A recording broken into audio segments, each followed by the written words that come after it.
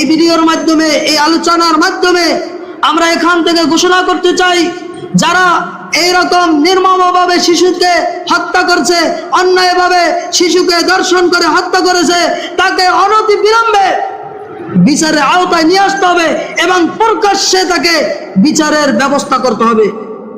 আল্লাহ সুবহানাহু ওয়া তাআলার মহান দরবারে লাখো শুকরিয়া আদায় করছি, যিনি আমাদেরকে প্রত্যেক জুমানে আজকে সালাতুল জুমা আদায় করার জন্য মসজিদে আসার তৌফিক দান করলেন, এজন্য বলি আলহামদুলিল্লাহ। দরুদ ও সালাম বর্ষিত হোক মানবতার মুক্তির দূত মহান দিশারি বিশ্বনবী মুহাম্মদুর রাসূলুল্লাহ সাল্লাল্লাহু আলাইহি সাল্লামের উপর, যিনি আমাদেরকে আল্লাহর বিধি বিধান পুঙ্খানুপুঙ্খভাবে পৌঁছিয়ে দিয়েছেন সাল্লাল্লাহু আলাইহি ওয়াসাল্লাম। আজকের 4 যুলহিজ্জা অর্থাৎ আমাদের খুবই নিকটবর্তী কুরবানির সময় হয়ে এসেছে, এমনিভাবে হজের সময় এসেছে। এখন বিষয়ভিত্তিক আলোচনা, হজ কোরবানি সম্পর্কে আলোচনা প্রয়োজন, তবুও জরুরি ভিত্তিতে আজকের জুমার খুতবার আলোচ্য বিষয় হচ্ছে ইসলামের দৃষ্টিতে ধর্ষণ এবং তার ভয়াবহতা। এই 2026 সনের শুরু থেকে এই মে মাসের আজ পর্যন্ত প্রায় 118 জন শিশু ধর্ষিত হয়েছে, নাউজুবিল্লাহ। গত 25 সন এবং এই 26 সনের এই পর্যন্ত প্রায় 5 শতাধিক শিশু ধর্ষিত হয়েছে, নাউজুবিল্লাহ। শুধু তাই নয়, এই মে মাসের 1 মে থেকে আজকের 22 মে পর্যন্ত প্রায় 24 জন শিশু ধর্ষিত হয়েছে, নাউজুবিল্লাহ। এবং এই গত 2 সপ্তাহের মধ্য থেকে প্রায় 5 জন শিশুকে ধর্ষণ করা হয়েছে এবং তাকে হত্যা করা হয়েছে, নাউজুবিল্লাহ। এই সপ্তাহে একটা শিশুকে নির্মমভাবে ধর্ষণ এবং হত্যা করা হয়েছে। ওই শিশুটির ওরা ছিল 2 বোন, 2 বোন একই সাথে স্কুলে যেত। যেই দিন হত্যা করা হবে ওই দিনও স্কুলে যাবে। বড় বোন ছোট বোনকে খুঁজতেছে, যাকে হত্যা করা হয়েছে তাকে খুঁজতেছে, কিন্তু কোথাও খুঁজে পাচ্ছে না। ওই মেয়েটার মা আশেপাশের ফ্ল্যাটে খোঁজাখুঁজি করা অবস্থায় একটা ফ্ল্যাটের দরজায় ওই মেয়েটার জুতা খুঁজে পাওয়া গেছে। খুঁজে পাওয়ার পর তার মা সন্দেহ করলো, হয়তো এই ফ্ল্যাটেই আমার মেয়ে কোনো কারণে ঢুকে পড়েছে, কোনো কারণে এসেছে। যখন দরজায় নক করা হলো, কিন্তু দরজা খুলতেছে না। একাধিকবার নক করার পরেও না খুলতে 999 কল দিয়ে পুলিশদেরকে ডেকে এনে তারপর দরজা খোলা হয়। সেখানে দরজা খোলার পরে নির্মমভাবে তার দেহ পড়তে দেখা গেছে। এইভাবে এই গত সপ্তাহে প্রায় 5টি শিশুকে ধর্ষণ করা হয়েছে এবং তাদেরকে নির্মমভাবে এইভাবে হত্যা করা হয়েছে, নাউজুবিল্লাহ। যাই হোক, এই ধর্ষণ সমাজে হবার কি কি কারণ, এটা আমরা প্রথমে জেনে নিব। যেই সকল কারণ এই ধর্ষণ হবার, তার মধ্যে একটা কারণ হচ্ছে আল্লাহর ভয় এবং নৈতিকতার অভাব। আল্লাহর ভয়ের অভাব। যেই ব্যক্তি ধর্ষণ করছে এবং সমাজের মানুষের আল্লাহর ভয়ের অভাব। আল্লাহর ভয় যদি ওই দর্শকের অন্তরে থাকতো, ওই ব্যক্তিদের অন্তরে থাকতো, তাহলে কোনো ক্রমে এইরকম ধর্ষণের বা দর্শন করার সুযোগ পেত না। পেত? তার নৈতিকতার অভাব, তার আদর্শের, তার চরিত্রের অভাব। সেই চরিত্রের অভাব থাকার কারণে, দুশ্চরিত্র হবার কারণে, নির্লজ্জ হবার কারণে এইরকম অপরাধ করার সুযোগ পেয়েছে। এমনি ভাবে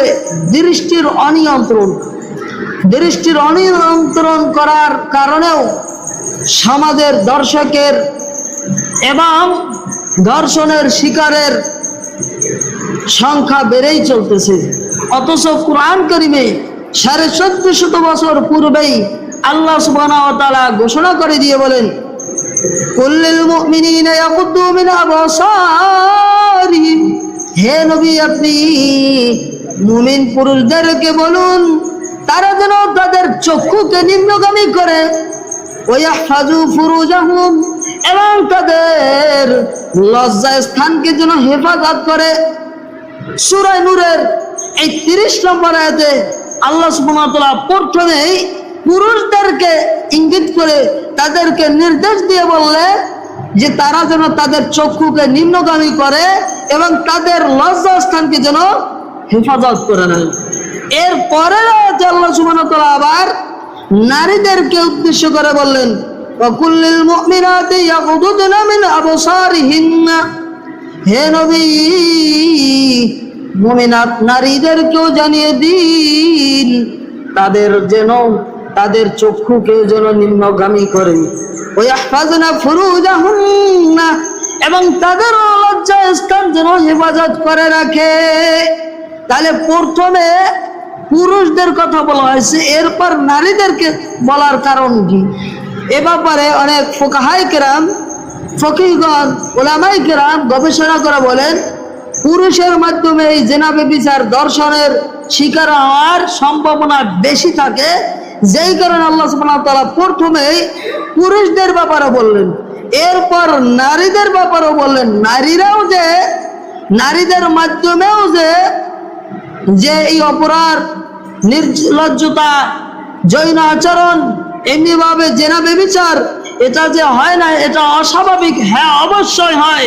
সেই জন্য আল্লাহ সুবহানাহু ওয়া তাআলা আবার অপর আয়াতে এই কথা বললেন, ওয়াহফাজনা ফুরুজাহুন্না, তারা যেন তাদের লজ্জা স্থানকে হেফাজত করে এবং তারা কি করে, ইয়াগুদুনা মিন আবসারিহিন্না, মানে তারাও যেন তাদের চক্ষুকে নিম্নগামী করে।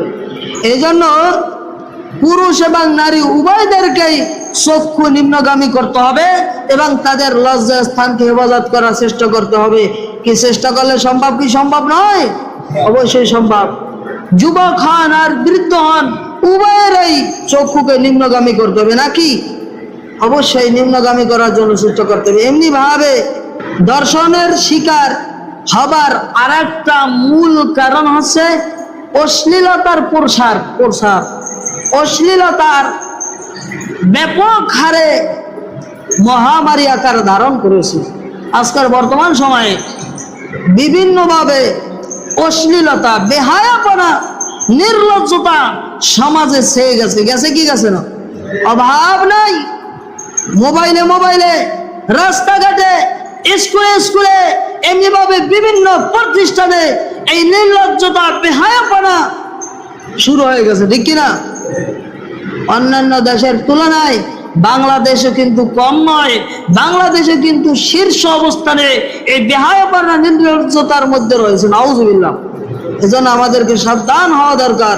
আল্লাহ সুবহানাহু ওয়া তাআলা কুরআন কারীমে এই ব্যাপারে বললেন, এই যে অশ্লীলতা, বেহায়াপনা হয়, এগুলো আছে শয়তানের নির্দেশেই এগুলো প্রতিফলিত হয়। নাউজুবিল্লাহ।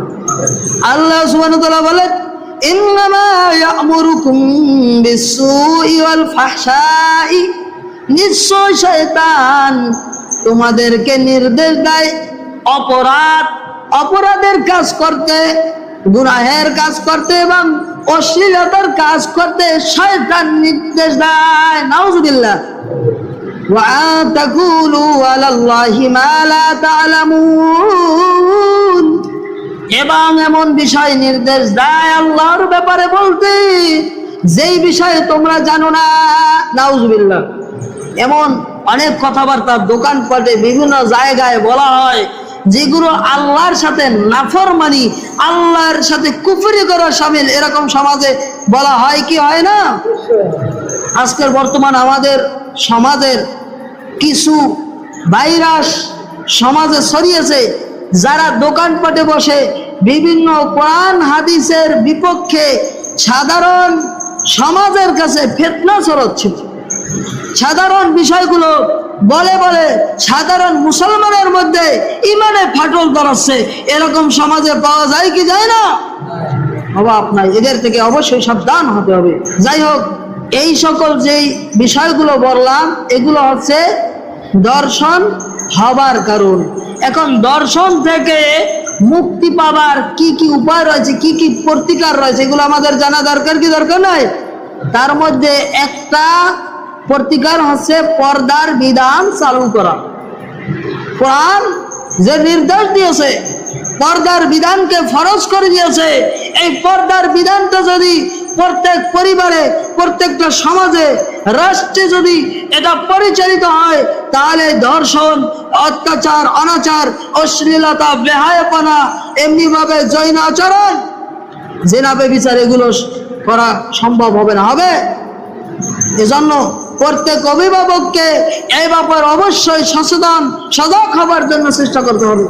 নিজেকে সচেতন হওয়ার চেষ্টা করতে হবে, সন্তানদেরকেও এবং স্ত্রী পরিবারকেও নির্দেশ দিতে হবে। পর্দার বিধানের ব্যাপারে অবশ্যই কঠোরতা অবলম্বন করতে হবে। হবে কি হবে না? অবশ্যই হবে। কঠোরতা অবলম্বন না করলে, পর্দার বিধানের ক্ষেত্রে আপনি যদি শিথিলতা প্রদান করেন, তাহলে আল্লাহর কাঠগড়ে আপনাকে আমাকে দাঁড় করতে হবে কি হবে না? অবশ্যই দাঁড়াতেই হবে। এমনি ভাবে দৃষ্টি সংযত করা, আপনার আমার দৃষ্টিকে সংযত করতে হবে। রাস্তাঘাটে দেখলেন এবং বেগানা নারীদেরকে দেখলেন, তাদের দিকে তাকিয়ে থাকলেন, তাদের সাথে ইফটিজিং করলেন, তাদের সাথে খারাপ ব্যবহার করলেন, প্রতিবেশীর সাথে এইরকম নির্লজ্জতা, বেহায়াপনামূলক কাজ করলেন, আল্লাহর কাঠগড়ে দাঁড়াতে হবে কি হবে না? নবী সাল্লাল্লাহু আলাইহি সাল্লামের সাহাবী জারির ইবনে আব্দুল্লাহ রাদিয়াল্লাহু তাআলা বলেন, সাআলতু রাসূলুল্লাহ সাল্লাল্লাহু আলাইহি সাল্লাম, আমি রাসূল সাল্লাল্লাহু আলাইহি সাল্লামকে জিজ্ঞাসা করলাম আন নাযারিল ফুজাহ, হঠাৎ দৃষ্টি সম্পর্কে, যে কারো যদি হঠাৎ দৃষ্টি পড়ে যায় এ ব্যাপারে কি করতে পারি? ফাআমারনি আন আসরিফা বাসারি, রাসূল সাল্লাল্লাহু আলাইহি সাল্লাম আমাকে নির্দেশ দিলেন যেন আমি আমার চক্ষুকে নিম্নগামী করি, আমার চক্ষুকে হেফাজত করে রাখি। এজন্য আমাদের চক্ষুকে হেফাজত করে রাখার জন্য চেষ্টা করতে হবে কি হবে না? শুধু রাস্তাঘাটে নয়, মোবাইলে বিভিন্ন সোশ্যাল মিডিয়ায় স্ক্রল করতে করতে বিভিন্ন বিষয়গুলো সামনে আসে, এগুলোর ক্ষেত্রেও আমাদের চক্ষুকে নিম্নগামী, চক্ষুকে অবশ্যই কি করতে হবে?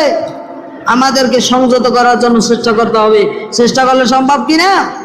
অবশ্যই সম্ভব। এমনি ভাবে সামাজিক সচেতনতা অর্জন করার জন্য চেষ্টা করতে হবে। সামাজিক সচেতনতা এটা গড়ে তোলার চেষ্টা করতে হবে।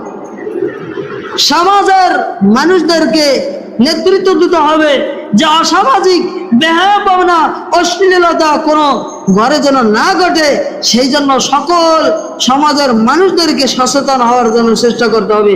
কি চেষ্টা করলে সম্ভব কিনা? এমনি ভাবে দ্রুত বিচার সম্পাদন করার জন্য চেষ্টা করা, যে বেহায়াপনা, অশ্লীলতা যে ব্যক্তি করবে, নির্লজ্জতামূলক কাজ করবে, জৈন আচরণ যে ব্যক্তি কাজ করবে, জেনা ব্যভিচারের করার জন্য যে চেষ্টা করবে, তাকে দ্রুত বিচারের আওতায় আনার জন্য চেষ্টা করতে হবে। এটা সমাজের মানুষদের দায়িত্ব। এটা করা সম্ভব কি সম্ভব না? চাইলে অবশ্যই সম্ভব। আজকের বর্তমান সমাজে দেখা যায় যে দ্রুত বিচারের অভাবের কারণে সমাজে অহরহ অপরাধ চলে যাচ্ছে, ঠিক কিনা? একটু আগে বলছি যে 26 সনে 118 জন শিশু ধর্ষিত হয়েছে। এই মে মাসের 20 দিনে প্রায় 24 জন শিশু ধর্ষিত হয়েছে। আর এই 2 সপ্তাহের মধ্যেই প্রায় 5 জন শিশু ধর্ষিত হয়েছে এবং নিহত হয়েছে। চিন্তা করা উচিত যে কত ভয়াবহ পরিস্থিতিতে আমি অবস্থান করতেছি। যাই হোক, আমাদেরকে এই সকল বিষয় অবশ্যই সদা সাবধান থাকার জন্য চেষ্টা করতে হবে। এমনি ভাবে দর্শনের যে সকল ভয়াবহতা রয়েছে তার মধ্যে একটি ভয়াবহতা হচ্ছে এই দর্শন হচ্ছে পৃথিবীতে একটি বিপর্যয়ের সামিল। কুরআন কারীম আল্লাহ সুবহানাহু ওয়া তাআলা বলেন, ওয়ালা তাবগিল ফাসাদা ফিল আরদি ইন্নাল্লাহা লা ইউহিব্বুল মুফসিদিন। আর তোমরা কি করবে না, পৃথিবীর বুকে বিপর্যয় ফিতনা ফাসাদ সৃষ্টি করবে না। নিশ্চয়ই আল্লাহ সুবহানাহু ওয়া তাআলা ফিতনা ফাসাদ সৃষ্টিকারীদেরকে পছন্দ করেন না। এজন্য আমাদেরকে এই সকল বিষয় থেকে খুব সাবধান থাকার জন্য চেষ্টা করতে হবে। এমনি ভাবে নারীর সম্মান বজায় রাখার জন্য চেষ্টা করতে হবে, নারীর সম্ভ্রম এটা বজায় রাখার জন্য চেষ্টা করতে হবে। কি হবে না, আপনি আমি জানি আইয়ামে জাহিলিয়াতের যুগে নারীদেরকে কোনো সম্মান দেওয়া হতো না, তাদেরকে অত্যাচার অনাচার করা হতো, তাদের ভোগের সামগ্রী হিসেবে মনে করা হতো, তাদেরকে অন্যায়ভাবে হত্যা করে ফেলা হতো। এমনি ভাবে যদি কোনো নারী কোনো ঘরে জন্মগ্রহণ করত তারা এটা অশুভ মনে করত এবং তাদেরকে গোপনে তাদেরকে হত্যা করা হতো এবং তাদেরকে জীবন্ত পুঁতে ফেলে রাখা হতো। নাউজুবিল্লাহ। ইসলামী অন্য কোন ধর্ম এই নারীদেরকে সম্মান দেয়নি, একমাত্র ইসলামেই নারীদেরকে সম্মান দিয়েছে, ঠিক কিনা? বিধর্মীদের সভ্যতায় সতীদাহ প্রথা ছিল যে কোন স্বামী যদি মৃত্যুবরণ করে ওই স্বামীর সাথে জীবিত স্ত্রীকেও পুঁতে রাখা হবে। নাউজুবিল্লাহ। সেই বিষয়টাও ইসলাম কিন্তু সজাগ সাবধান করে দিয়ে তাদের ব্যাপারেও কিন্তু কি নিষেধাজ্ঞা জারি করেছে, ঠিক কিনা? যাই হোক, তাহলে ইসলাম কতটুকু নারীদেরকে সম্মান প্রদান করেছে, এজন্য নারীদের সম্মান মর্যাদা বজায় রাখার জন্য চেষ্টা করতে হবে। কি হবে না? নবী সাল্লাল্লাহু আলাইহি সাল্লাম বিদায় হজের ভাষণে যখন সাহাবায়ে কিরামদেরকে নিয়ে বক্তৃতা দিচ্ছিলেন তখন নবী সাল্লাল্লাহু আলাইহি সাল্লাম বললেন, এটা কি জিলহজ মাস নয়? তখন রাসূল সাল্লাল্লাহু আলাইহি সাল্লাম খুব গুরুত্বের সাথে বললেন, কি বললেন শোনেন, ফাইন্না দিমাউকুম ওয়া আমওয়ালাকুম ওয়া আ'রাদাকুম বাইনাকুম হারাম।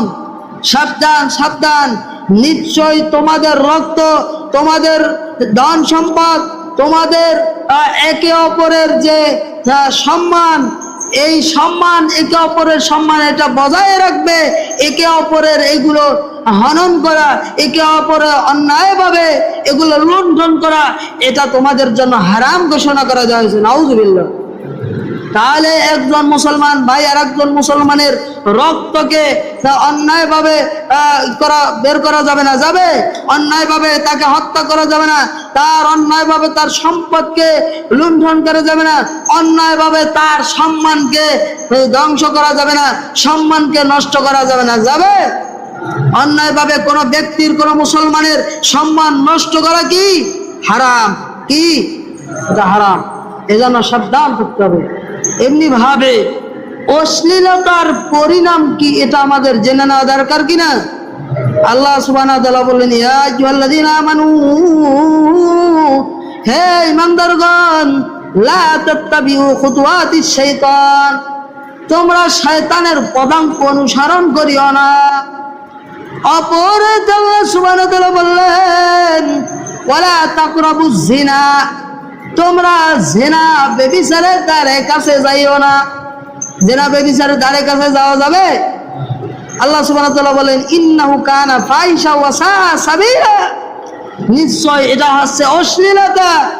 এই কাজ করার কারণে আল্লাহর সরল সঠিক পথ থেকে অনেক দূরে সরে যায়। নাউজুবিল্লাহ। এজন্য কি করা যাবে না? জিনা ব্যভিচার, অশ্লীলতা, বেহায়াপনার দ্বারে কাছে আমাদেরকে যাওয়া যাবে এবং এই অশ্লীলতার কখনো প্রশ্রয় দেওয়া যাবে না, যাবে? নবী সাল্লাল্লাহু আলাইহি ওয়াসাল্লাম এজন্য সাবধান করে বললেন, লা ইয়াদখুলুল জান্নাতা দায়ুসুন, নিশ্চয় দায়ুস কখনো জান্নাতে প্রবেশ করবে না। নাউজুবিল্লাহ। যেই ব্যক্তি তার পরিবারে অশ্লীলতার প্রশ্রয় দেয়, অশ্লীলতার জন্য সুযোগ করে দেয়, ওই ব্যক্তি হচ্ছে দায়ুস, আর ওই দায়ুস কখনো জান্নাতে প্রবেশ করতে পারবে না, নাউযুবিল্লাহ। এজন্য আমাদেরকে সাবধান হয়ে যাওয়া দরকার। যদি কোনো ব্যক্তিকে জোর জবরদস্তি মূলক ভাবে ধর্ষণ করা হয়, তার ব্যাপারটা হচ্ছে ভিন্ন কথা। অর্থাৎ দর্শিত ব্যক্তি গুনাহগার নয়, সে তো নিরুপায় হয়ে দর্শিত হচ্ছে। এজন্য হাদিসের বর্ণনায় এসেছে, নবী সাল্লাল্লাহু আলাইহি ওয়াসাল্লাম বলেন, ইন্নাল্লাহ ওয়াদা আন উম্মতি, নিশ্চয়ই আল্লাহ সুবহানাহু ওয়া তাআলা তাকে তার উপর থেকে কি মাফ করিয়ে দিয়েছেন, তা আমার উম্মতের পক্ষ থেকে মাফ করে দিয়েছেন আল খতায়া, যা যে ভুল ক্রমে কোনো অপরাধ করে ফেললো, অনিসিয়ান, এবং সে কি করলো, সে করলো কি ভুলে কোনো কাজ করে ফেললো, ওয়ামাস্তুকরিহু আলাইহি, এবং জোরপূর্বক কোনো অপরাধের শিকার হয়েছে, ওই ব্যক্তিকে আল্লাহ সুবহানাহু ওয়া তাআলা কি করে দিলেন, মাফ করে দিয়েছেন। এজন্য কোন ব্যক্তি জোরপূর্বকের শিকার হয়েছে, ওই ব্যক্তিকে আল্লাহ মাফ করেছেন, কেন না সেই ব্যক্তি তো নিরুপায়, সেই জন্য সে গুনাহগার হবে না। যেই ব্যক্তি ধর্ষণ করবে ওই ব্যক্তির অবশ্যই গুনাহগার হবে।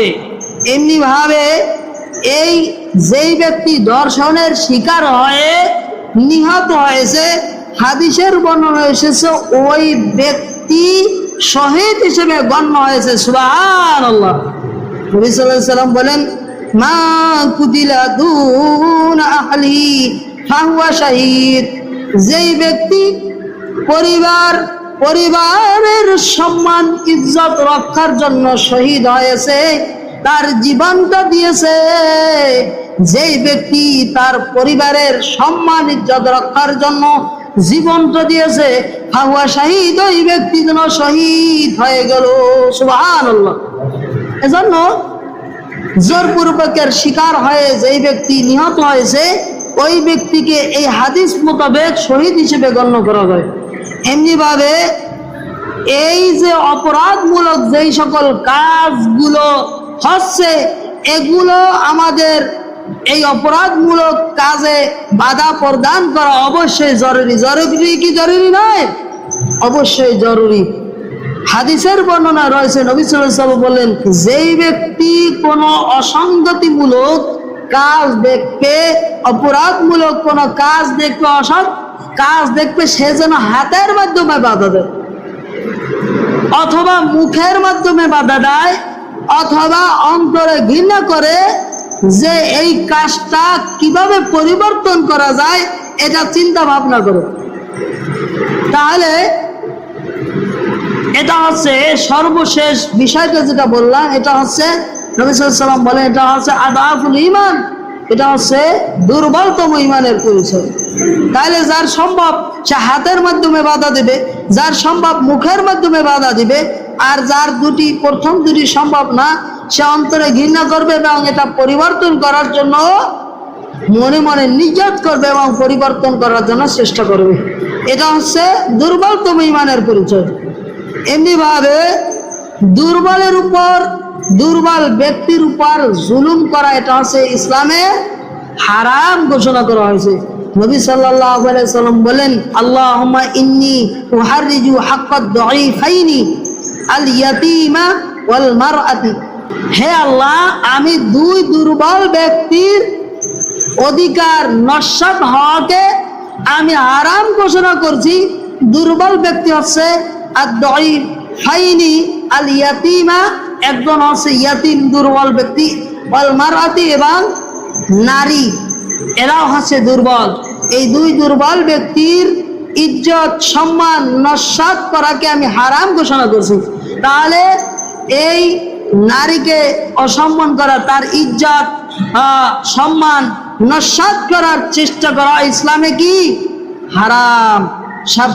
সাবধান হয়ে যাওয়া দরকার আমাদেরকে। এমনি ভাবে অপরাধী যেই ব্যক্তি অপরাধমূলক কাজ করবে, তাকে কখনো প্রশ্রয় দেওয়া যাবে, কখনো প্রশ্রয় দেওয়া যাবে না।